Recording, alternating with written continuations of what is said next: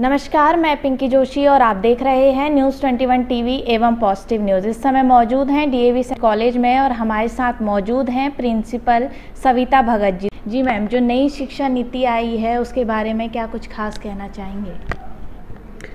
पिंकी जी, ये राष्ट्रीय शिक्षा नीति है और 2020 में आई है ये जी। और इसमें बहुत सारे पहलू हैं जिससे शिक्षा के ओवरऑल सारा नर्सरी से लेकर पीजी तक सारी शिक्षा के सुधार के प्रयत्न किए गए हैं। और शिक्षा प्रणाली में जो कुछ कमियां रही हैं, देखी गई हैं, उन सबको ऊपर विचार किया गया है और बहुत बड़ा एक डॉक्यूमेंट बनाया गया और अब इसको लागू भी कर दिया गया है। काफ़ी प्रदेशों ने लागू कर दिया है और हरियाणा भी उनमें से प्रमुख है। हालांकि केंद्र सरकार ने कहा कि हम नई शिक्षा नीति और राष्ट्रीय शिक्षा नीति जो है वो 2030 तक लागू करेंगे, लेकिन हरियाणा सरकार ने कहा कि हम 2025 तक ही इसको पूरी तरह से पूरे प्रदेश में लागू कर देंगे। तो इसके बहुत सारे पहलू हैं जो नए हैं जी। मैम, बात करें कॉलेज में, तो कॉलेज में क्या कुछ इस नई शिक्षा नीति के चलते बदलाव अभी हुए हैं? हाँ, जब से शिक्षा नीति आई है हमने उसके पहलुओं को समझने की कोशिश की है और उनमें सबसे बड़ी बात तो ये है कि जो रोट लर्निंग है या जो हमारा सिस्टम है पुराना पढ़ाने का, उसको थोड़ा चेंज करना चाहिए। स्किल्स बच्चों को दिए जाने चाहिए, वोकेशनल एजुकेशन होनी चाहिए। तो हमने पिछले साल से बहुत सारे कुछ courses, short term value added courses किए हैं, जिसके मार्फत हम चाहते हैं कि बच्चे सिर्फ बुकिश नॉलेज ही ना लें, बल्कि उनके पास कोई काम करने का हुनर भी आना चाहिए, जिससे उनकी मार्केट में, जॉब मार्केट में एम्प्लॉयबिलिटी बढ़ सके। जी मैम, कौन कौन से अभी कोर्सेज हैं जिसमें आपको अभी बदलाव हो चुके हैं? सब कोर्सेज में ही बदलाव है। हर कोर्स को वो चाहते हैं कि इसको स्किल बेस्ड बनाया जाए, एक्सपीरियंशियल लर्निंग होनी चाहिए, प्रैक्टिकल वर्क होना चाहिए, क्योंकि हमारी सारी शिक्षा ज़्यादातर थ्योरेटिकल रही है। इसीलिए हम देखते हैं कि जॉब मार्केट की रिक्वायरमेंट्स को बच्चे पूरा नहीं कर पाते थे। तो हमने भी कॉलेज में जैसे अब टैक्स प्लानिंग एंड प्रोसीजर पढ़ाते हैं, लेकिन हमने पिछले साल में 1 महीने का कोर्स पूरा कराया कि हमने टैक्स रिटर्न्स फाइल कैसे करनी है, जैसे जीएसटी और आईटी रिटर्न्स फाइल कैसे करनी है। तो उसके लिए एक सीए को इंगेज किया और बच्चों ने वो प्रोग्राम किया।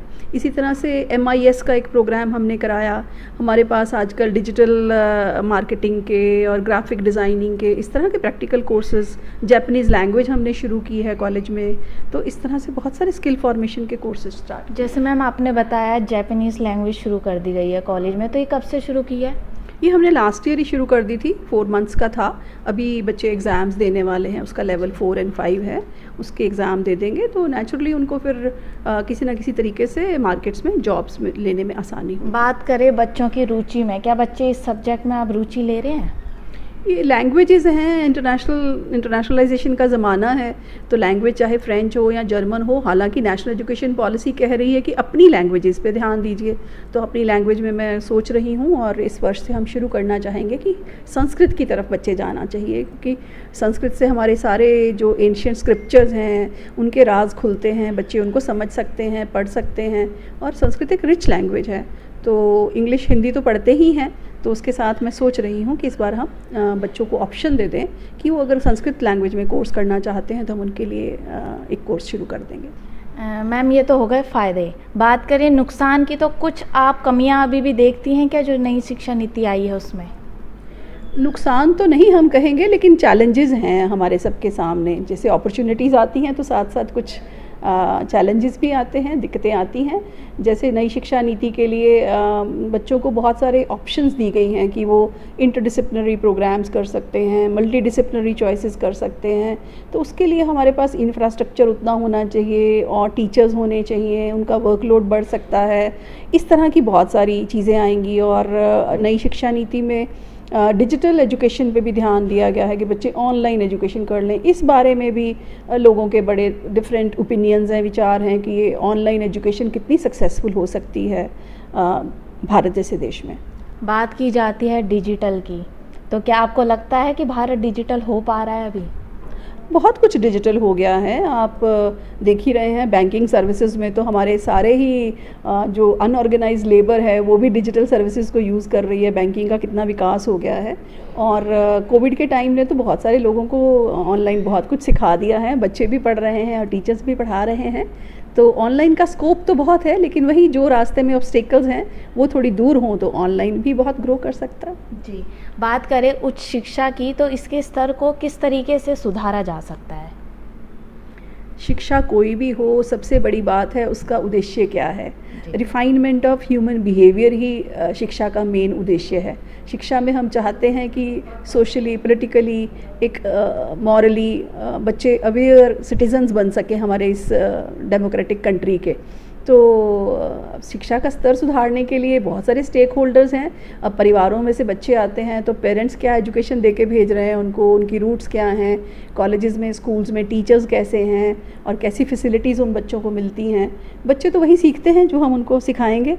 तो मैं सोचती हूँ अगर टीचर्स में, टीचिंग के सारे सिस्टम में बदलाव आता है, स्टूडेंट सेंट्रिक हो जाती है, स्टूडेंट की तरफ लर्नर सेंट्रिक होती है, तो हमारी शिक्षा में सुधार आएगा। बच्चों की मुश्किलों को ध्यान में रखते हुए हम ये नहीं कह सकते कि वन साइज़ फिट्स ऑल, कि मैंने एक क्लास में एक ही तरह की पढ़ाई करा दी, उसमें कुछ बच्चे ब्रिलियंट भी हैं, कुछ थोड़े वीक स्टूडेंट्स भी हैं। तो ये टीचर्स को सारा ध्यान रखना पड़ेगा और उससे करिकुलम में चेंज आए, पेडागॉजी में चेंज आए, जो करिकुलम है हमारे सिलेबस वो चेंज हों टाइम के हिसाब से, और जो पढ़ाने के तरीके हैं वो चेंज हों, तो अपने आप ही शिक्षा का स्तर सुधर जाता है। मैम, कहीं ना कहीं जो है नैतिक मूल्यों में गिरावट देखी जा रही है, इसका जिम्मेदार आप किसको मानते हैं? अध्यापक, पेरेंट्स या फिर खुद बच्चे? ये बड़ा मुश्किल सवाल है। थोड़ी गिरावट नहीं आ रही है, नैतिक मूल्यों में तो गिरावट आप चारों तरफ ही देख रहे हैं, बहुत ज़्यादा आ रही है।